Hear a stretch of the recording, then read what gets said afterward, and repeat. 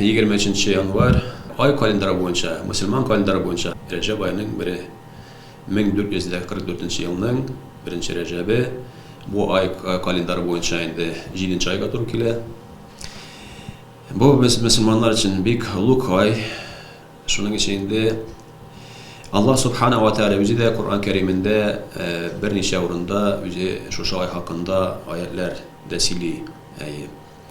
Mana birisi Tevbe suresinin 36. ayetinde Allah Subhanahu wa Ta'ala ayette İnne iddete şuhuru indallahi 12 şehra fi kitabillahi yevme halaqas semavati vel ard منها أربعة حرم فلا ذلك الدين القيم فلا تظلموا فيهن أنفسكم diye. Yani aylarının sanı Allah karşında Allah bilgilegence 12'di.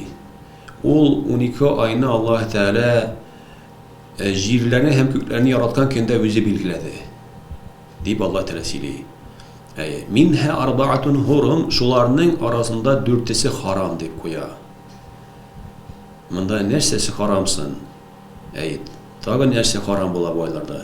Mana indi galimler, mana şu tefsirde eteler, qital yani soğuşlar, üç alırlar, cebir zulümler, gızıgılar, yani umumen mana şu aylarda tabi da haram, yani tabi da günahlırak deyip koya Allah Teala. Umumen bizden indi Müslümanlar bu günahlı işlerden biz taylarga teyiş biz her vakitte da ama lakin mana şu aylarda indi arttırıla şu günahlı işlerinin cezaları. Hem şu vakitte sevaplı amellerinin de, izgi amellerinin de sevapları arttırıla. Bu ayga hürmet için Allah Teala bize şulay koydu, şulay bilgiledi. Mana şunlardan çıkıp indi biz aytamiz nerse bu ayda demek biz izgi ameller bilen köprek şeylerge teyiş bulabız. Günahlarlık amellerden tayılıp Zalika dinul qayyim min ash-shub layında Allah Teala'nın dini di. Allah Teala ayta fela tazlimu fihinna enfusakum. Özlerigizge zulümlük kılmagız di. Günahlar kılıp özünüzge zulümlük kılmagız. Ceza Allah görmegіз di Allah Teala ayta. Nindi aylar sınavlar. Allah Recep ayı mana ay kalender boyunca 7. ay 11. ay Zülkade ayı hem 12. ay Zülhicce ayı hem 1. ay indi Muharrem ayı bilen başlanan ay kalenderi. Demek mana şu aylarını Allah Teala ayrım bilgilep koydu. Indi niçin şu 4 aydan Allah Teala ayrım bilgileyen Allah Teala gene məgulum. Yani biz şunlarda anlayırız. Allah Teala Allah'ın bu aylarını hem indi kelimesi bilgilek de şu günahlardan biz daha taylarga teyiş bulabız inşallah. Hem indi izgi ameller kılıp uzdırak gerek. Niçin? Mana 7. ay dedik. 7. ay. Bizning 9. ayda ay kalenderi boyunca Ramazan ayı girecek. Ulug' ibadet ayı, Uraza ayı. Zul ibadetler katırgan, farz ibadetler katırgan ay. Yani mana şu ay 2 ay gene kaldı bitinde Ramazan ayında biz indi bızıklardan tayılıp izgi ameller kılıp yani bizni künüktirip izgi ameller künüktirip Ramazan'a erişige teyiş bulabız. Mana farz namazlardan tış nafil namazlar oku olsun. Bu ayda uraza tutu farz olmasa da nafil urazalar tutu büyük sevap bu ayda yaxşılıklar kolu, izgi ameller bilen şekilleniyor. Hatta indi bizning Ramazan ayına geçte indi şu künüken ameller bilen tağda kirip anda zor ibadetler kılıp ecir sevapga erişir için. Mana şulay anlatılar galimler indi. Elhamdülillah Allah Teala nasip eylesin bizge de şu ayına indi Allah Teala düzellağan hürmetle izgi ameller kılıp bulgan günahlık amellerden tövbe, gafur sorab Allah Teala'dan indi hem de günahlarını tayıl bozdurga Allah Teala yerden bir şey var bizga Müslümanlarga. Recep ayında Allah vakıyalar bulgan İslam dininde Allah hakkında da Allah Teala Kur'an-ı Kerim'de ayte İsra suresinde Allah Subhanahu ve Teala ayte Subhanellezi asra bi abdihi leylen minel mescidil haram ila'l mescidil aqsa'llezî barakna havlehu linuriyahu min ayatina. İnnehu es-semî'ul basîr.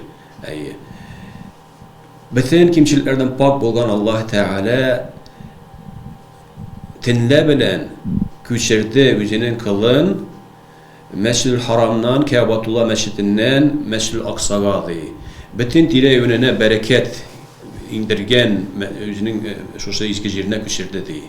yani İsra vakıgası bulan. İsra vakıgası yani küçünü anı etirler, indi galimler etirler, seferul leylen diler. Yani tingi sefer.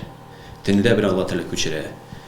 2000 kilometre ara bulgan şu iki mesele arasın. Ol tinne bilen Allah Teala şular mucize asab, ullu mucize asab bizge indi şanıgız şunday hal bulduğunda deyip mena biz imanları tekşirir için Allah Teala şuna aytı. Ele olaygan tügil şu anlarsın Mescid-i Aksa'dan Allah Teala ana kütere jidi kat kügesine kütere şu tinde. Hem indan da indi taga Allah Teala mucizelerini küsetip ana kiriden tişire özünün yırtına Mekke'de tarafından bu vakitte. Şu bir tane içinde şurada zor vakıyalar bula. Hem indi şu Mi'raj demek İsra hem Mi'raj gecesi diye batala. Bu bizden 27. gece bulacak Recep ayında. Biz bunlarga iman getirge tiyişbiz, şanlarga tiyişbiz. Özümüzün itikadlarımız bilen, Allah Teala için bulan itikad, ders bulan itikadlarımız bilen, birinçiksiz Müslümanlar şunlarga şanlarga tiyiş. Hem indi mana bu Mi'raj gecesinde de Allah vakıyalar bulgan, Peygamberimiz sallallahu aleyhi ve sellem cennetine, cehennemine kürgen, Peygamberler bilen sileşken, hem indi Allah Teala'larga eş bülek yasap bergen şu Mi'raj gecesinde. Birisi 5 vakit namaz. Anarga hem bizge ümmetine 5 vakit namaz oku. Mana ol bizning Mi'raj sevabına erişebiz. Biz de kim ihlastan Allah'a 5 vakit namaz gibi etmetiken o mana şunday sevapga erişe Mi'raj sevabına inşallah. Hem de indi ikincisi Peygamberimiz Muhammed sallallahu aleyhi ve sellem'ge kıyamet gününde ümmetine bizge Müslümanlarga şefaat kulu risati verilgen. Hem üçüncüsü Bakara suresinin so'nggi 2 ayeti indirilgen. O bizning tilda Amana Rasulü Degasi suresi deyip ayetler deyip ertiline mana shunday eş bülek verilgen onlarga. Ondan so'ng endi bu ayda kayber ma'lumotlar boyunca Peygamberimiz sallallahu aleyhi ve sellem'ning atisi anisi nikahlaşkan ayda deyip irtiler, Ragayib gecesi deyip irtiler indi. Kayber galimler tapkanlar şu gecelerdə uya otururga, ibadetler kılırga deyip indi elbette kimde kim tırşayken özü için her vakitte indi Allah Teala kılgan amel ibadetlerini kabul kılıcı ecirler nasip eylesə var bizga da.